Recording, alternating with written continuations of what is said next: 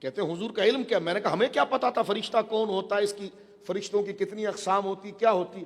حدیث پاک پڑھتے جائیے، بندہ حیران ہوتا ہے کہ حضور سید عالم صلی اللہ علیہ وسلم نے مستقبل اور وہ چیزیں جو ہماری نظروں میں نہیں ہیں، قیامت تک فتنوں ہوں یا لوگ ہوں یا عالم روحانی کی چیزیں ہوں، قیامت تک، قیامت میں کیا ہوگا، قبر میں کیا ہوگا، برزخ میں کیا ہوگا، کل کیا ہوگا، پرسوں کیا ہوگا، یہاں تک کہ قیامت کے بعد کیا ہوگا، جنت میں چلے گئے تو وہاں کیا ہوگا، معاذ اللہ جو دوزخ میں چلے گئے کیا ہوگا، حساب کتاب کیا ہوگا، سب تو بیان کر دیا۔ اب پگلا کہتا ہے کہ حضور نہیں جانتے،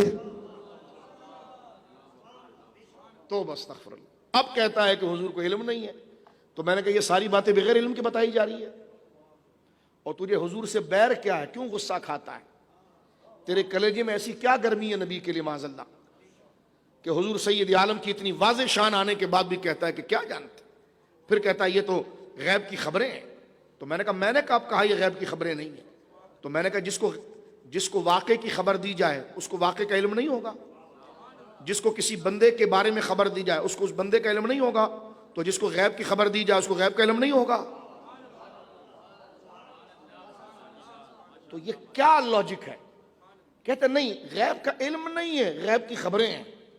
تو میں نے کہا آپ کے استاد جب کسی بات کی خبر دیتے ہیں تو آپ اس کو خبر کو پانے کے بعد عالم بن جاتے ہیں یا جاہل رہتے ہیں؟ کہنے کہ نہیں علم آتا ہے۔ تو میں نے کہا علم آپ کے پاس آیا کیسے؟ کہ خبر کے ذریعے۔ میں نے کہا کیوں؟ کہنے کہ علم آتا ہی خبر سے ہے۔ تو میں نے کہا یہی تو میں کہہ رہا ہوں، آپ کو بندے کے بارے میں خبر دی گئی تو بندے کا علم ہو گیا، واقعے کے بارے میں خبر دی گئی تو واقعے کا علم ہو گیا، اور جس کو غیب کے بارے میں خبر دی گئی اسے غیب کا علم ہو گیا۔ اس کو قبول کرنے میں حرج کیا ہے؟ توجہ ہے، یہ جھگڑے کی بات نہیں۔ کہتے کہ نہیں، کل علم نہیں ہے۔ کیا کہا جاتا ہے؟ کل علم نہیں ہے۔ میں نے کہا یہ آپ کیسے کہہ سکتے ہیں؟ کہتے کل علم اللہ کے پاس ہے۔ تو ہم نے کہا اللہ کے مقابلے پر بول ہی نہیں رہے، یہ تو بندوں کے مقابلے میں آپ کو کل علم بول رہے ہیں۔ کہنے کہ وہ کیسے؟ میں اپنی بہنوں سے بھی کہوں گا، یہ ضروری عقیدے کی مسئلے ہوتے ہیں، ذرا وہ بھی سمجھے اور آپ بھی سمجھے۔ ہم جب نبی پاک کے لیے کل علوم کی بات کرتے ہیں تو وہ اللہ کے مقابلے پر نہیں کرتے، معاذ اللہ، دنیا کے دانا سمجھدار عالموں کے مقابلے پر کرتے ہیں۔ مثلا کیسے؟ ان سے پوچھا جائے تمہارا علم تمہارے استاد کے سامنے کل ہے یا تھوڑا ہے؟ وہ کہیں گے تھوڑا ہے۔ تو میں نے کہا استاد کا تمہارا علم؟ کہا میرے مقابلے میں کل ہے۔ کہیں گے ٹھیک ہے۔ کہا ان کا علم اپنے استاد کے سامنے، تیرے سامنے تو کل ہو گیا، لیکن ان کا اپنے استاد کے سامنے میں تھوڑا ہے یا کل ہے؟